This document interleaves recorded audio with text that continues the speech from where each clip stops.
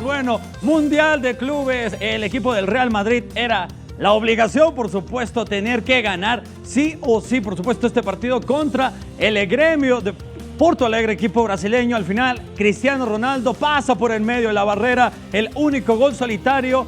Con esto, Zinedine Zidane ya llega como el segundo técnico más laureado en la historia del Real Madrid, con 8 títulos en menos de 2 años, 2 Champions League, que por supuesto lo revalidan como uno de los fuertes en Europa. También es mucho el equipo que tiene, le ayuda en demasía este equipo del Real Madrid, que apenas obtuvo este Mundial de Clubes. Y también para cerrar la actividad, antes jugó el equipo mexicano, el Pachuca, enfrentando al Al-Jazeera, en donde empezó Jonathan Urreta Vizcaya, quien de paso fue el tercer mejor jugador en este sorteo, en este campeonato. Kaflan Mubarak fue el que metiera un gol a favor del Al-Jazeera. Después Franco Jara, Roberto de la Rosa, este es el que vemos en pantalla, el juvenil mexicano, 17 años, y le pone el gol. Y después, ¿quién cerraría? Ángel Zagal, el chileno.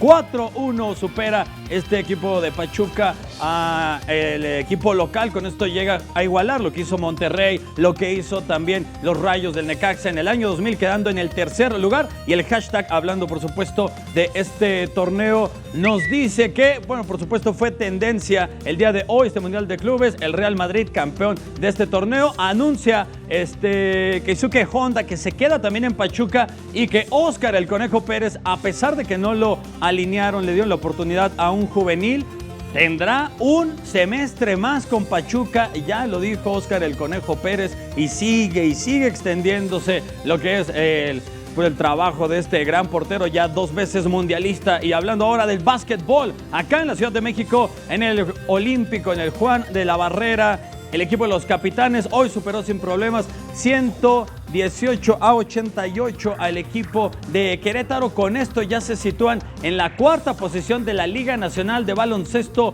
Profesional después de 21 jornadas. Este equipo, dirigido por Ramón Díaz, quien es el brazo derecho de Sergio Valdeolmillos, el coach de la selección mexicana de básquetbol, que por cierto el 18 de febrero en el Juego de Estrellas tendrán actividad la selección mexicana contra una liga de desarrollo de los Estados Unidos en el Juego de Estrellas. Y bueno, en el fútbol, el caso de España, bien se sabe que ya la FIFA le mandó una carta a la Real Federación Española en donde debe de aclarar la supuesta trácala que hubo en las elecciones del nuevo presidente de esta federación, en donde Ángel María del Villar fue reelegido por 4 años más. Ya lleva un total de 28 años al frente de la Federación Española, y la FIFA dice que podría dejar afuera a España debido a que el gobierno está metiendo la mano, y eso está prohibido según la FIFA. La FIFA dice que están prohibidas ciertas cosas cuando ellos han violado muchísimas reglas, pero al final ellos son los que las ponen y se deben